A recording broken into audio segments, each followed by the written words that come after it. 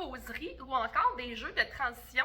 Je traîne tout le temps avec moi mon petit tableau pour dessiner avec un crayon non permanent. Et les enfants adorent jouer à devine ce que je dessine. Tu n'as pas besoin d'avoir un grand talent artistique. Les enfants sont en période de transition, on attend après le dîner. Oups, il y a quelques minutes à tuer. Je te conseille de jouer avec les enfants à devine ce que je dessine. Alors moi, soit que je prends des objets que je les montre aux enfants ou encore je suis juste dans mon imagination à moi, puis je fais ça. Puis là, les enfants vont vous dire plein de choses.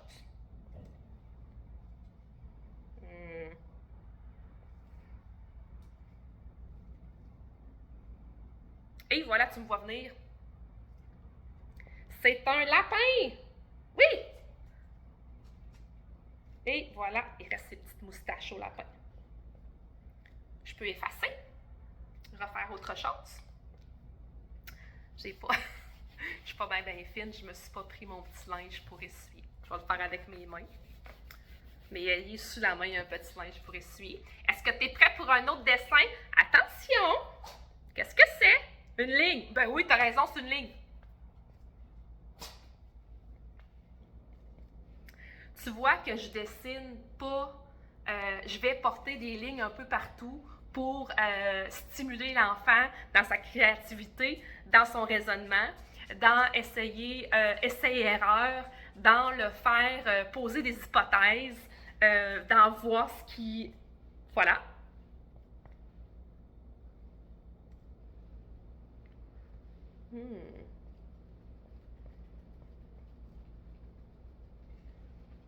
C'est un château. Oui, c'est un château. Merci. Vous allez voir, les enfants sont super bons pour deviner ce que vous dessinez, même si c'est pas parfait. Encore? Ben oui, attention. Attention.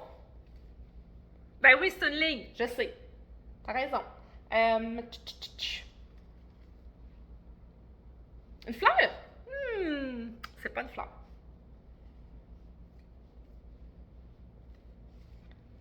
C'est un cadeau, oui! Voilà. Super simple comme activité. Vous pouvez traîner ce petit carré-là partout. Un crayon, une lingette. Vos enfants qui sont assis en attente parce qu'il y en a d'autres qui s'habillent. Vos enfants qui sont assis parce qu'il y en a d'autres qui se lavent les mains. Et vous piquez la curiosité des enfants. Vous les occupez pendant une période d'attente, mais vous faites de la stimulation qui soutient l'apprentissage. Comme je vous dis, vous travaillez énormément cognitivement leur petit cerveau en développement et vous faites du langage aussi, puisque les enfants vont interagir avec eux, avec vous, et vous êtes en train d'interagir avec les enfants. Pour moi, hyper important dans la vie d'une éducatrice d'être constamment en interaction avec les enfants. Oui, on a les tâches qui sont importantes pour que les enfants soient en sécurité, mais c'est notre travail de les soutenir aussi dans leurs apprentissages. Un autre jeu que les enfants adorent, préalablement, j'ai pris des casse-têtes ou des jeux de mémoire qui ont deux morceaux. J'en ai plein. Et je vais prendre ces morceaux-là, je vais préalablement cacher dans l'aire de jeu un morceau de casse-tête pour chaque enfant. Je vais distribuer à l'enfant un casse-tête et il va devoir aller dans l'aire de jeu, quand je vais dire 1, 2, 3, go, il va devoir aller trouver l'autre morceau de son casse-tête. C'est un jeu dirigé, de groupe. Souvent, les enfants, je dirais 3 ans et plus, 3 ans et demi, vont adorer. 4-5 ans, c'est super gagnant. Les enfants adorent ça. Les enfants vont avoir conscience que c'est leur morceau qu'ils cherchent. Et des fois, vous allez pouvoir observer aussi au niveau des compétences sociales, parce que les enfants vont trouver parfois un morceau qui ne correspond pas. Là, ils vont s'en aller comme ça. Vous allez pouvoir aider. Ah, est-ce que ça va ensemble? Je pense que non. Remets-le à sa place. Continue à chercher celui-là. Et il y a les premiers enfants qui sont assez rapides, qui vont trouver. Et quand ils ont trouvé, vous pouvez soit les inviter à mettre les morceaux dans une boîte et les remercier. Vous pouvez les inviter à aider les autres à chercher et vous pouvez voir quels sont les besoins des autres enfants. Il y a des fois des enfants qui ne veulent pas d'aide. Alors moi, je suis alerte à dire, fais attention, William, il ne veut pas qu'on l'aide. On ne lui dit pas tout de suite, on le laisse chercher. Alors, ça vous permet, encore une fois, d'interagir avec les enfants, de développer du langage, le domaine cognitif, mais aussi les compétences sociales et le respect des enfants. Vous allez gérer les émotions aussi, aider les enfants à réguler leurs émotions, parce qu'il y en a qui vont être fâchés parce que les autres ont touché leur morceau. Et ça, c'est la vie.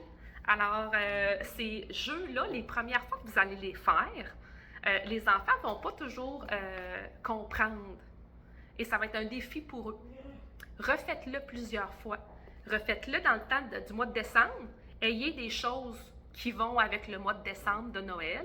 Dans le temps des dinosaures, ayez des dinosaures. Et quand vous avez terminé, vous pouvez faire asseoir tous les amis. Regardez les morceaux de casse-tête. Ici, je pourrais parler des formes et des couleurs. Donc, encore une fois, avec une seule activité, on peut aller complexifier un jeu ou encore le simplifier. Je pourrais seulement garder un morceau et dire aux enfants quelle couleur tu vois sur le morceau du casse-tête, le ranger. Si c'est un défi pour les enfants de chercher dans la classe, vous pourriez avoir aussi des morceaux plastifiés de deux choses qui vont ensemble et vous pourriez simplement les coller sur le mur et les enfants vont aller chercher la partie qu'ils ont. Alors, quand c'est collé sur le mur, beaucoup plus facile pour les voir. Et je vous invite à un dernier défi pour les 4-5 ans. Moi, je le faisais. Je les collais sur le mur et ça, c'était facile. Alors, les enfants partaient à la recherche de quelque chose visuellement. Et je leur disais, quand tu l'as vu, tu viens t'asseoir. Tu dis rien, puis tu viens t'asseoir. Ça, c'est génial avec les 4-5 ans. Ça demande vraiment s'ils sont capables de comprendre des subtilités dans un jeu parce que souvent, les enfants vont devoir le toucher, le voir, l'arracher du mur, alors que si on leur donne la consigne de « quand tu l'as vu, tu es un détective silencieux. Quand tu l'as vu, tu peux venir t'asseoir. » Et puis, souvent, les enfants le montrent. Comme je vous dis, les premières fois que vous allez le faire, même avec les 4-5 ans, les enfants ne vont pas savoir la consigne. Mais quand tu vas leur dire qu'on joue au jeu du détective silencieux, les enfants vont finir, après quelques fois, par être vraiment bons. Et ça rend le jeu un peu plus mystérieux. Les enfants qui sont contents de l'avoir vu viennent s'asseoir, sont en attente. Et puis quand tout le monde l'a vu, ben, on peut continuer avec un autre jeu, une autre partie, ou encore s'amuser avec ça. Des fois, c'est des jeux qui restent dans nos tablettes et qu'on n'utilise pas souvent. Je vous invite à regarder le matériel que vous avez dans vos armoires puis réutiliser ça. Vous n'avez pas besoin d'acheter du nouveau matériel. Il y a tout.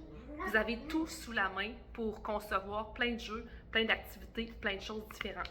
Amusez-vous dans vos causeries, dans vos moments de transition, dans vos moments où c'est le temps de faire un petit jeu dirigé pour pouvoir faire travailler les enfants l'esprit de communauté.